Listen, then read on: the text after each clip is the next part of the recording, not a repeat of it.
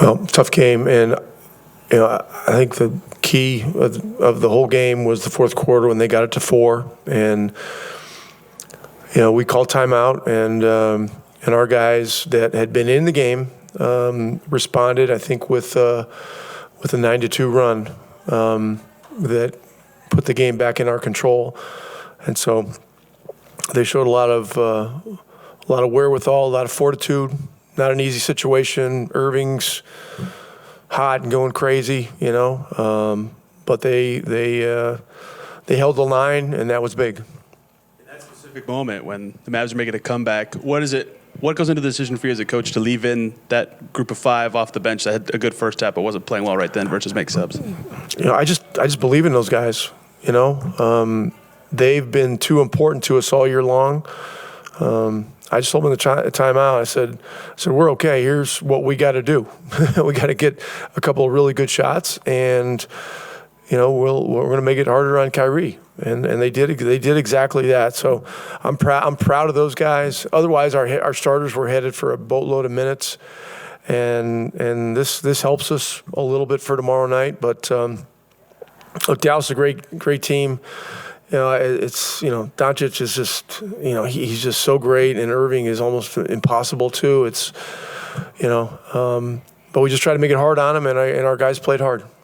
Miles got to the foul line more than he has in 3 years tonight, 33 points. What did you see from him in terms of getting to his spots or the team finding him in the right places? How did he get going so well for you guys? Well, he rebounded tonight very well again. He had double last game. Tonight he had 8. And he was putting pressure on the rim, both with rim runs and with rolls off pick and rolls. And so, Tyrese is so good at hitting him at precisely the right moment that he's able to cause a lot of damage in there, cause a lot of problems. Was it something about the way the Mavs were covering him that allowed him to get to his spots, or was it all just him and Tyrese reading the openness and getting to that spot, stuff like that? Well, Tyrese is getting a lot of aggressive coverage on pick and rolls, and so our rollers are really important because they're either going to have the shot or the rim attack, or they're going to make the next pass, which is the key pass. So, and look, it can be frustrating, if you're a guy like Ty that is getting this kind of coverage every night, but he plays the right way. He finds guys at the right time, and it was a very big key to this game.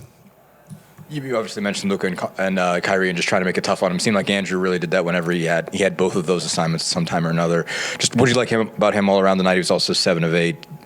It would impress you about the presence he brought defensively. Well, I thought Nembhard and Mathurin were both great. Mathurin had 14 points and 11 rebounds. And he made a couple of rebounds in traffic that were really big. There was one play where they threw a lob, and he went up and stole it from P.J. Washington at a pivotal time in the game. That was huge. And he made key shots at key times. And look, Drew is the guy that everybody takes a little bit for granted. He's gonna press up in the pick and rolls. He's gonna play it physical.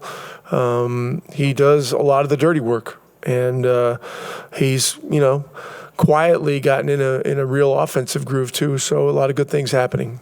I get to stay on that point. I was going to ask about that next. What do you think's gotten better for him offensively in terms of getting his spots, hitting the shots that he wants? Just how do you think he's got himself into that groove? Well, good health is always a big determinant of how well you're playing offensively with rhythm.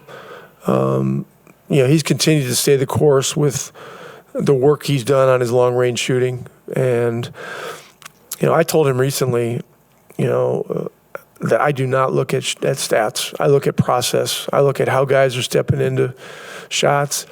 And, I said, with what you've been through, with being in and out and in and out, you just got to stay the course. And you got to keep believing in the work that you're doing. And that right now, those things are coming to fruition. So it's great to see. It really is. Big part of that 9-2 run you mentioned was a couple of threes by Ben Shepherd. Obviously, he goes 5 of 6 from the field, 5 of 5 from 3 tonight. Just what continues, I guess, impresses you about him, just what he's been able to do on both ends of the poise, I guess, that he's showing in some of these key spots when he's getting a lot of minutes lately? For a young guy, he's a very good system player, and he stays in the process. You know, he's unfazed by the moment, and if there's a good shot, he takes it. If not, he keeps it moving. Defensively, you know, he does a good job with his length and with his feet, and has been pretty good with avoiding fouls for a rookie. And look, we need him right now. You know, with Aaron out, I don't think Aaron's going to play tomorrow. And you know, he played a key role in the fourth quarter in Toronto last week, and you know, we're going to need him and everybody else tomorrow. Coach, we might describe this as a complete game. I don't know if you would use that exact word as a coach with things you can always clean up, but with so many players seeming to give you an efficient contribution tonight, how exactly would you describe it from, I guess, from a whole team perspective? You know, the whole game for us was about our edge, our competitiveness. You know, we wanted to be up the floor, making it difficult. You know, our guys did, you know, virtually the whole game. And we just wanted to stay aggressive and not look at the scoreboard, you know, and just play the game and play our game, you know. So I thought we did it well. You know, you're never going to have an easy game against a team like Dallas. I mean, they're going to make a run and get it to 4, and then you're going to have to respond. And so our second unit did. Our starters came back in and made a few plays, and then we were able to get them out. So, you know, we'll load up and get ready for tomorrow.